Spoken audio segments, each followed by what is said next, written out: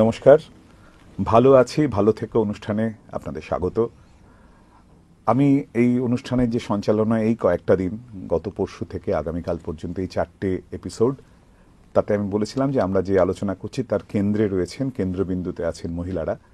আজকে আমরা মহিলাদের অসুখ বিসুখ, আমরা গতকাল আলোচনা করেছি তাদের শারীরিক অসুখ নিয়ে, আজকে মনের অসুখের কথা।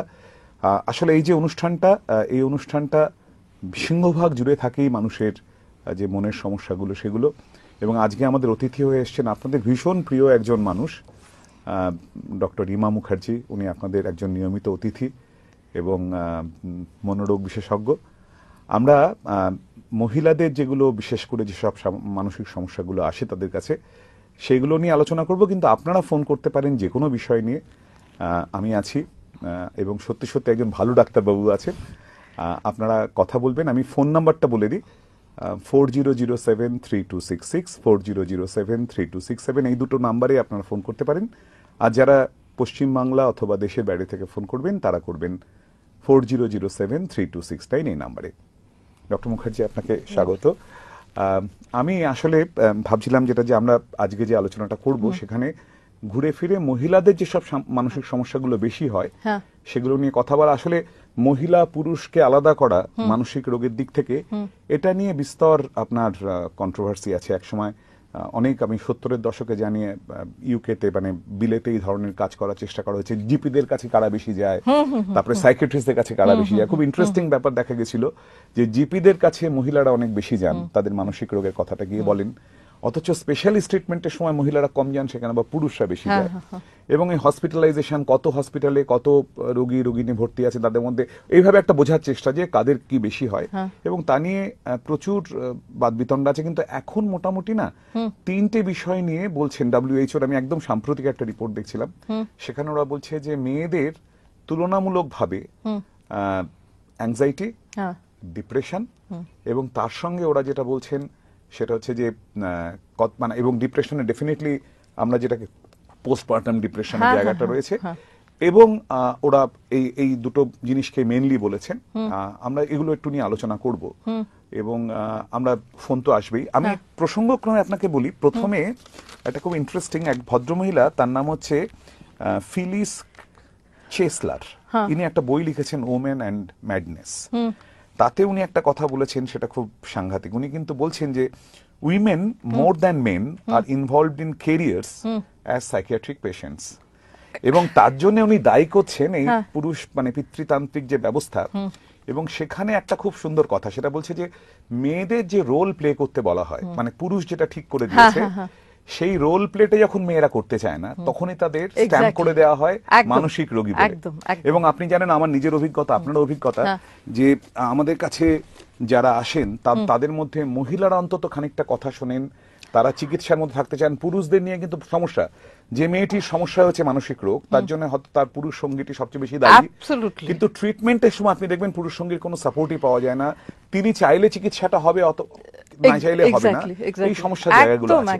আচ্ছা, আমরা ডিপ্রেশনের আগে আমি শুধু আপনাকে বলছি আপনার নিজের অভিজ্ঞতা থেকে, মোটামুটি মেয়েদের যে অ্যাংজাইটি, আমরা একটা কথায় বলে না যে ছেলেদের যেমন অ্যালকোহলের সমস্যা বেশি, মেয়েদের আবার ইমোশনের সমস্যাটা খুব বেশি।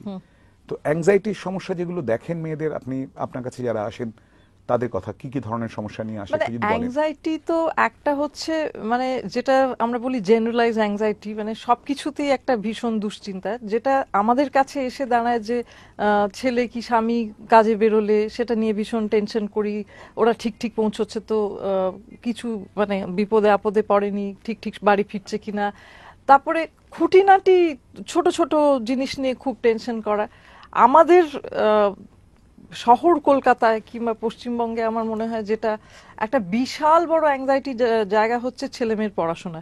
মানে একটা বাচ্চা স্কুলে ঢোকার আগে থেকেই সেই অ্যাংজাইটিটা শুরু হয়, মোটামুটি সে চাকরি পাওয়া অবধি কিন্তু মায়ের টেনশন কিন্তু চলতেই বাড়তেই থাকে। থাকে। এবং অ্যাট ভেরিয়াস ফেজ, মানে ক্লাস 9 থেকে সেই অ্যাংজাইটিটা আবার পিক করতে শুরু করবে, বিকজ বোর্ড তখন আবার আসছে বোর্ডে আসছে ইত্যাদি। পরীক্ষা বা কোথায় যাবে সে। হ্যাঁ, সেইখানে একটা আরেকটা স্পেসিফিক্যালি আমি বলবো এটা আমাদের দেশের এটা সমস্যা। আর তো হচ্ছে অ্যাংজাইটির মধ্যে মানে ডিপ্রেশনের সঙ্গে যে অ্যাংজাইটিটা আসে, যেটা মানে এক এক সময় জাস্ট সবকিছু নিয়েই দুশ্চিন্তার, আবার আচ্ছা, সেটা এটা থেকে কোন বয়সে বেশি দেখেন? মানে আমি বলছি, আপনি অবশ্যই এরকম বলবেন ছোটবেলায় বাচ্চাদের নিয়ে যে সমস্যা সেটা তো আর্লি ইউথ, মানে ধরুন মোটামুটি 20-22-24 বছর বয়সে একটি মেয়ে মা হলো, তার টেনশন শুরু হলো বাচ্চাকে নিয়ে। কিন্তু এটা কি মাঝ বয়সে বেশি মানে পাওয়া যায় নাকি একটু বেশি বয়সে গিয়ে আরো বেশি? আমি যদি এটাকে ভাগ করি, একটা তো আমাদের কাছে আসে ইভেন স্কুল গোয়িং কিডস যারা আসে স্কুলে পড়ছে তাদের একটা অ্যাংজাইটি, সেখানে বেশ কয়েকটা কারণে অ্যাংজাইটির জন্য আসতে পারে। একটা হচ্ছে যে পড়াশোনার চাপ, সেটা নিয়ে কোপ করতে পারছে না, পরীক্ষার চাপ, মানে একাডেমিক রিলেটেড যে অ্যাংজাইটি। আর একটা হচ্ছে যে ওই মানে খুব ছোট বয়সে একটা স্কুলে যাওয়ার একটা anxiety, school phobia, school refusal, সে মা বাবার কাছ থেকে সেপারেট করতে পারছে না, মানে সেপারেশন Separation অ্যাংজাইটি। anxiety-টা। আবার আরেকটু বয়সে গিয়ে 9-10-এ আরেকবার হচ্ছে, মানে এইটা আরেকটা চাঙ্ক অফ হচ্ছে যাদের অ্যাংজাইটি রয়েছে।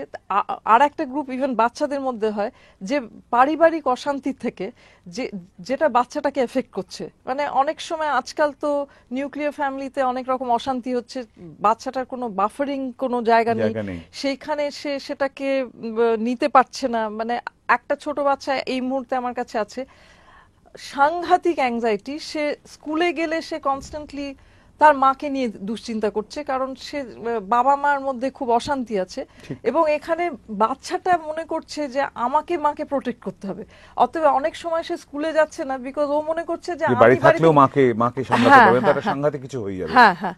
তো এইগুলো একটা তো বাচ্চাদের মধ্যে একটা অ্যাংজাইটি দেখা যায়। তারপরে যেই তারা টিনেজার হয়ে যায় তখন আর একটা, আজকে পিয়ার প্রেশারের জন্য কিন্তু মানে এটা শুধু পিয়ার প্রেশার না, টেকিং এভরিথিং ইনটু অ্যাকাউন্ট, একটা বয়সে আজকাল এখানে অনেক বেশি এই অল্প বয়সে সম্পর্ক তৈরি হচ্ছে। এবং সেই সম্পর্কগুলো অবভিয়াসলি অনেক সময় দে আর ইমোশনালি আনস্টেবল একদম দেমসেলভস, ঠিক। ইমেচিওর। সেটার থেকে প্রচুর অ্যাংজাইটি তৈরি হয়, মানে যে আমাকে ফোন করছে না সে বারবার, মানে সেটা থেকে আরো শুধু অ্যাংজাইটি না, আমি বলবো আরো অনেক রকম অন্য সমস্যাও হয়। কিন্তু ওই একটা সিভিয়ার অ্যাংজাইটি, যে আমার ফোন ধরছে না, কি আমার ফোন করছে না, কি ও এইটার থেকে আবার সে হয়তো রাত্রিরে ঘুম চলে গেল নিয়ে নানা রকম সমস্যা হতে পারে। কেরিয়ার রিলেটেড তো বলেইছি, কেরিয়ারে তারপরে হচ্ছে ওই মাঝখানে যেটা একটা, সেখানে হয়তো বিয়ে হয়েছে, মডার্ন ম্যারেজেস, অ্যাডজাস্টমেন্ট প্রবলেম হচ্ছে, সিভিয়ার অ্যাংজাইটি হচ্ছে। ছেলেটার মধ্যে অ্যাংজাইটিটা যেটা হচ্ছে সেটা যদিও আজকের বিষয় না আলোচনা না না, করা, আসতেই কিন্তু পারে কথা। অনেক সময় আমি দেখেছি ছেলেদের অ্যাংজাইটিটা হচ্ছে ওটা ম্যানিফেস্ট করছে অ্যাজ অ্যাঙ্গার, মানে প্রচন্ড টেনশনটা সেটা ইমপেশেন্স, অ্যাঙ্গার, ইরিটেবিলিটি হিসেবে বেরোচ্ছে। এটা মহিলাদের মধ্যেও হয়, কিন্তু কোথাও হয়তো আমরা সোশ্যালি কন্ডিশন যে পুরুষদের রাগ দেখানোটা অধিকার আছে। পারমিশন আছে, যেটা মহিলাদের মেয়েদের নেই। নেই। মহিলারা সেখানে হয়তো অত্যধিক টেনশন করছে বলেই হয়তো সেটাও অনেক সময় মানে হয়। এটা অনেকটাই মেয়েরা ঘ্যান ঘ্যান করবে আর পুরুষরা রাগ দেখাবে আর কি। এক্স্যাক্টলি, ন্যাগিংটা করবে। হ্যাঁ, হ্যাঁ। এবং এই যে বাচ্চাগুলো বলে না মা ভীষণ ঘ্যান ঘ্যান করে, সারাক্ষণ ওই এক কথা বলে, সেটাতে ও ইরিটেটেড হয়, আবার বাবা জাস্ট স্ন্যাপ করবে কিংবা একটা ভীষণ একটা কিছু একটা রেগে গিয়ে বলে দিল। তো আমার আর এখানে একটা কথা জানেন, আমার যেটা মনে হয়, ধরুন এই ছোটবেলায় বাচ্চাকে এই যে বড় করাটা না, হ্যাঁ, এইটা না প্রায় আজকের এই নিউক্লিয়ার ফ্যামিলিতে একেবারে যেন মেয়েদেরই মূলত দায়িত্ব হয়েছে। একদম, মানে বাবা একদম। বাইরে, আজকাল সত্যি সত্যি কাজেরও এমন নেচার হ্যাঁ, হ্যাঁ। যে 12 ঘন্টা 14 ঘন্টা বাইরে থাকতে হয়, তারপরেও তারা যেন খুব একটা ঢুকতে চান না ভেতরটার মধ্যে, এবং মাকে একা ওই অ্যাংজাইটিটা নেওয়াটাও একটা কিন্তু অ্যাংজাইটি বেড়ে যাওয়ার কারণ। এক্স্যাক্টলি, মানে এইটা আরেকটা লট যেটা আমি দেখছি যে ওয়ার্কিং উইমেন, মানে তার কিন্তু মানে বাড়ির সমস্ত কিন্তু রেসপন্সিবিলিটি তার, তার ঘাড়ের উপর। হ্যাঁ। বাচ্চাটা অসুখ করলো, সে কিন্তু কাজে যেতে পারবে না, হ্যাঁ। মানে তারই সেটা কিন্তু কাজে যেতে না গেলে মাকেই মা কামাই যাবে করতে না, হবে, মা কিন্তু যাবে না, বাবা যাবে। হ্যাঁ, বাবা কাজে যাবে। এবং কোথাও একটা ওকে এখনো কিন্তু প্রমাণ করে যেতে হবে যে আমি দুটোই পারছি, ব্যালেন্সিং একটা আমি করতে পারছি, সেটা ওকে কনস্ট্যান্টলি প্রুভ করতে হবে। এবং সেইটা করতে গিয়ে কিন্তু তার সে বেচারা সাংঘাতিক স্ট্রেসের মধ্যে থাকেন। ঠিক, এইটা আমি দেখেছি যে এই একটা young working women, highly ambitious career women আসছে, যারা জাস্ট এই ব্যালেন্সটা করে উঠতে পারছে না। এবং মানে তার জন্য নানা রকম, আপনার ধরুন আপনি বলছেন অ্যাংজাইটি, অপরাধ বোধ, সাংঘাতিক। তারপরে একটা ভীষণ এই ডিপ্রেশন, লো হ্যাঁ, মুড, হ্যাঁ, এই সবগুলো নিয়ে একটা মানে যথেষ্ট, মানে আজকে সত্যি সত্যি যারা চাকরি করছেন মেয়েরা, আপনি যাদের বললেন ধরুন ইয়াং অ্যাডাল্টস যারা, এবং তার সঙ্গে সঙ্গে তারা মাও হয়েছে, তাদের সংসার হয়েছে, তারা কিন্তু একটা বড় চাঙ্ক যারা কিন্তু সমস্যা নিয়ে আসছে একদম। আমাদের কাছে। আর একটা জিনিস এই গ্রুপটার বিষয়ে আমি বলবো যে এই মেয়েটি বড় হচ্ছে, তাকে মানুষ করা হচ্ছে কিছুটা, সে হয়তো অনলি চাইল্ড ফ্যামিলিতে, তাকে খুব একটা অ্যাডজাস্ট সে করে আসেনি, শেয়ার করতে হয়নি, কিছু করতে হয়নি।